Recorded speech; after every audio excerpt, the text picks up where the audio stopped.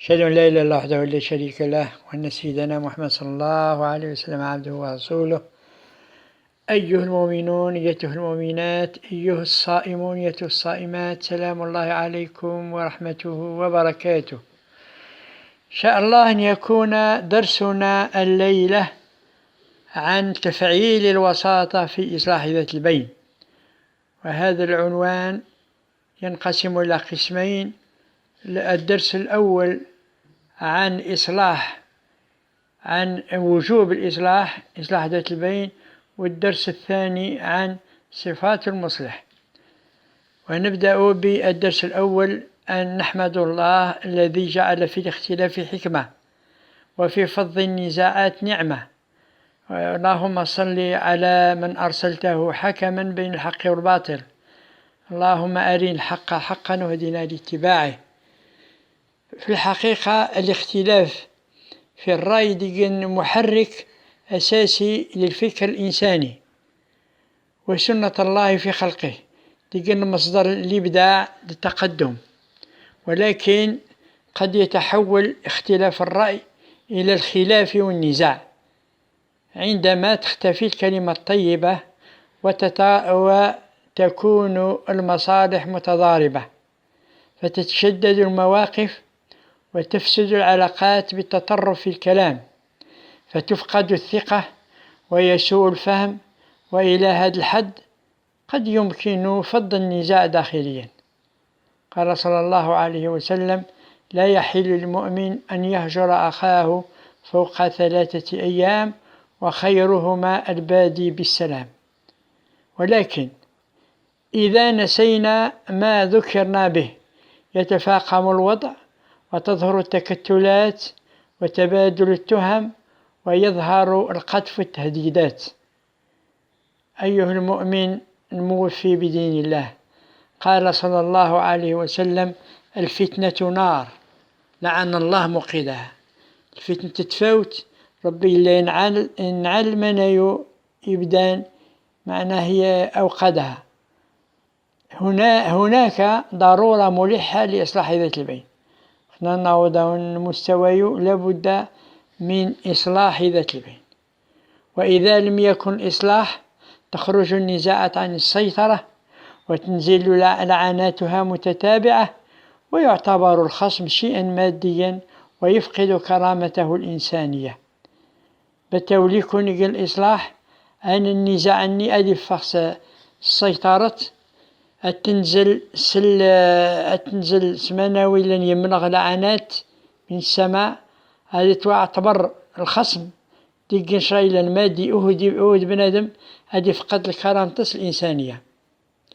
بتدقى تخرب المصادر الحيوية في الجهاد المضاد، ويسقط الكل في مواجهة عامة، ويعم التخريب ولو على حساب المخرب نفسه. فتلك هي الفتنة الكبرى لعن الله تعالى موقدها. قال تعالى: واتقوا فتنة لا تصيبن الذين ظلموا منكم خاصة واعلموا أن الله شديد العقاب. قال هذه السورة هذه الآيات الكريمة في سورة الأنفال، وفي آية 25: إننا ربي أرت البلوم أجل وقاية جارهم للفتنة، على خاطر الفتنة تعمى، وهو تصابى غير مناوي يلان يظلم ديس، ولكن تصابى كل الناس. كذلك تسنم إننا ربي سنت باللي إلى ربي لا غسق العقاب شديد إيمان الظالم ومن يعينه. أن نخزل مواجهة النزاع ديس 3 الأوجه، 3 السبل، 3 بريدا يتاوين النزاعات. يقنو بريد هو أخذ الثار بالعنف، معناه إيقن سي ونلان يحسما سي تواضلم إلا دي بالحق بالعنف ستيتا ربما العنف الكلام أما العنف الجسدي.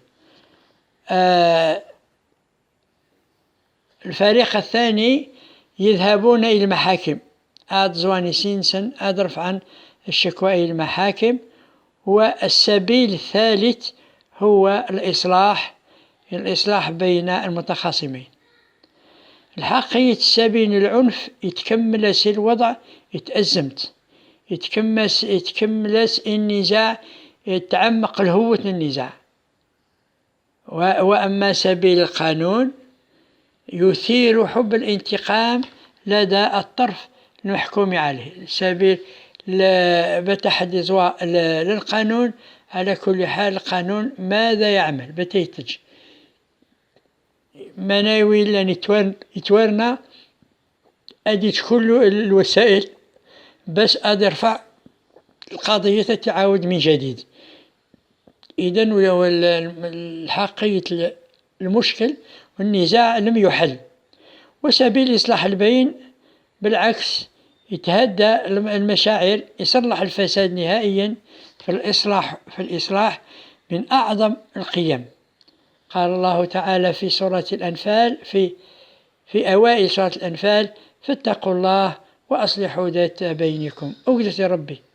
أوجدت ربي تصلحم جار توم صلحت جار أين لنجرهم. إننا كذلك في سورة النساء وفي آية 114: لا خير في كثير من نجواهم إلا من أمر بصدقة أو معروف أو إصلاح بين الناس.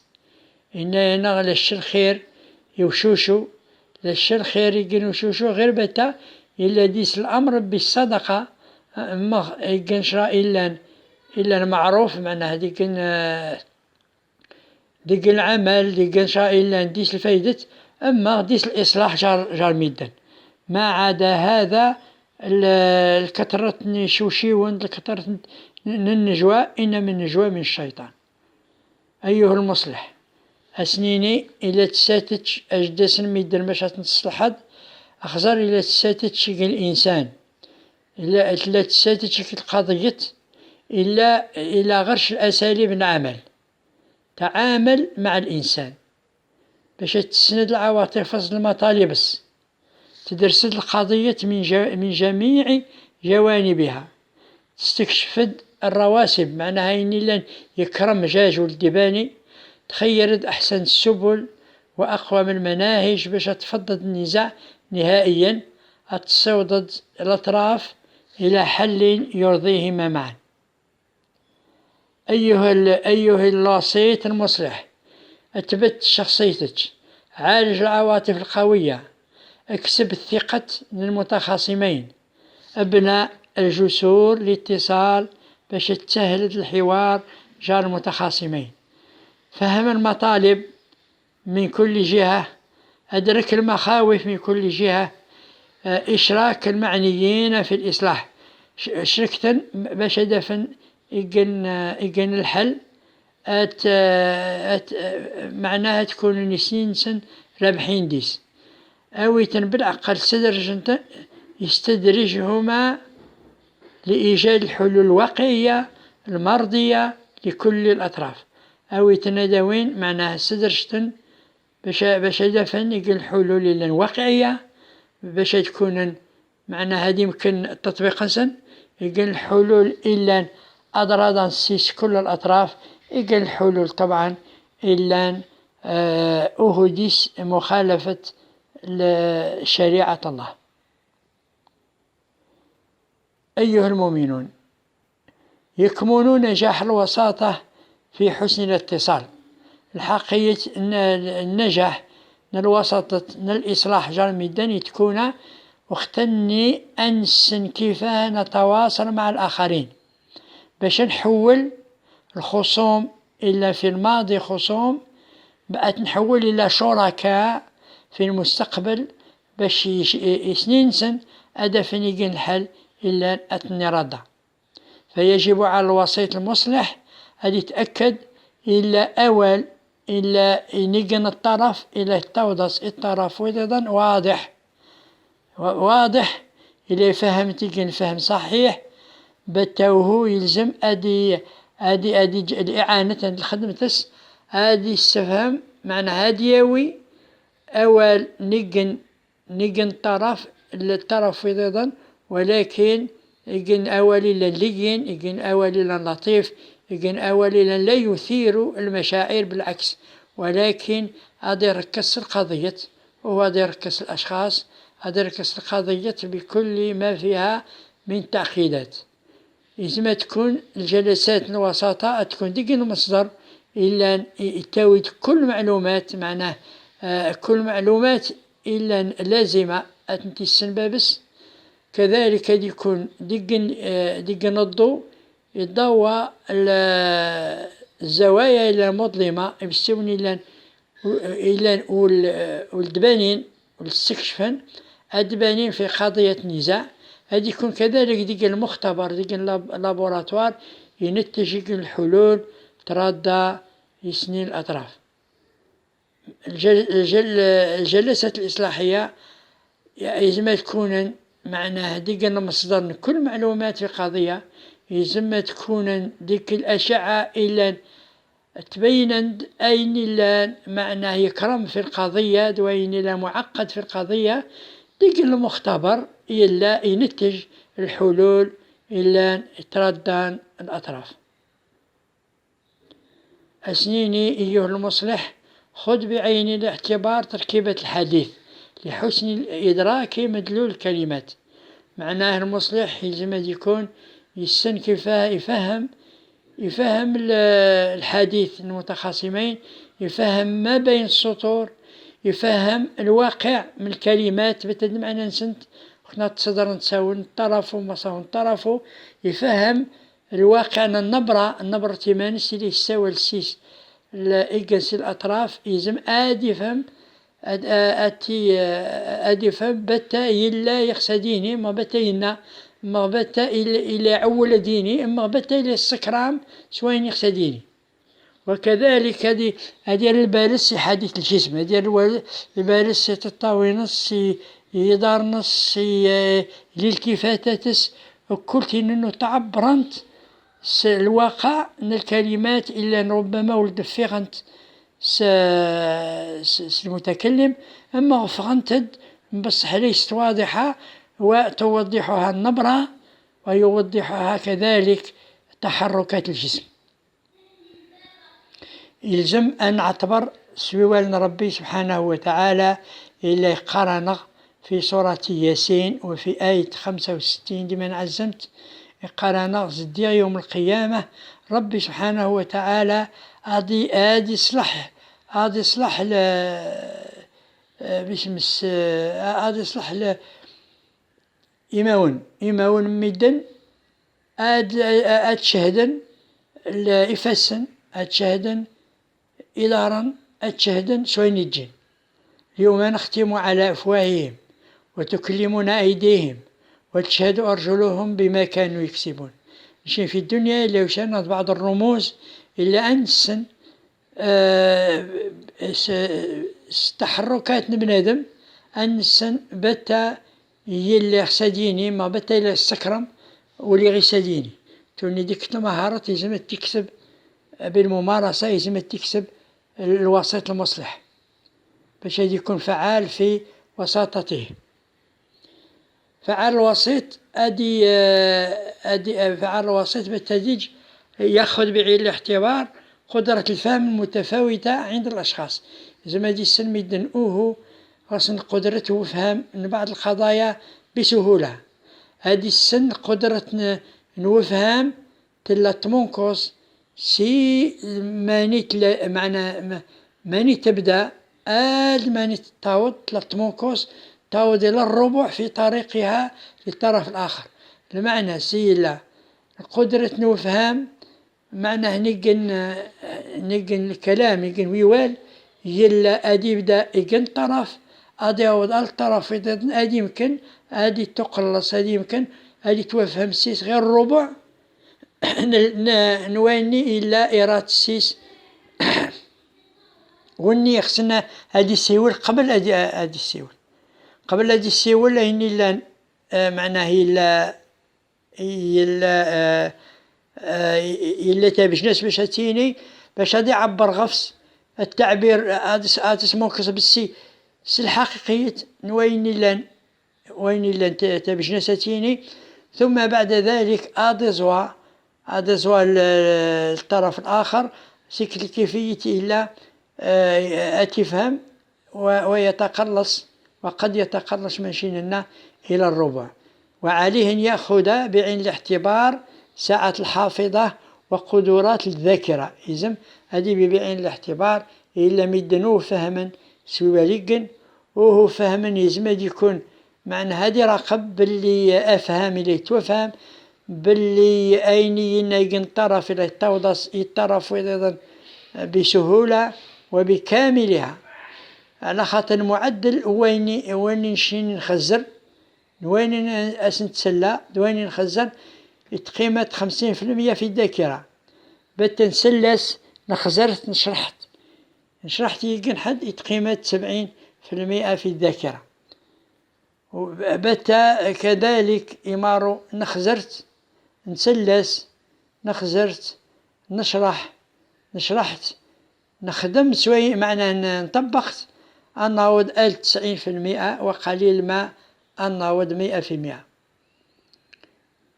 أيها المؤمنون أيتها المؤمنات، الأساس تقارب جار سني لن منغن التوضيح الخطاب والاستماع الكامل سني بالسيول. يجب أن يكون الخطاب معناه أول نقن طرف معناه واضح، يجب كذلك الطرف الآخر أن يكون يستمع إليه استماعا كاملا بالتالي توضح الخطاب ده وحدي. أما الاستماع اللي كامل لابد الوسيط المصلح هذا يعوض هذا يوضح الخطاب من جهة، وكذلك ادي خزر ما غادي جنمت ما غادي يمتحن إلا الخصم اللي يتسليس يقنوس اللي كامل. الحق كيف نساوي لسن ميدان، كيف نخاطب الناس، كيف نستمع إلى من يخاطبنا. كلامنا يحتمل حتما الرسائل 4 تصل متفاوتي الأذن.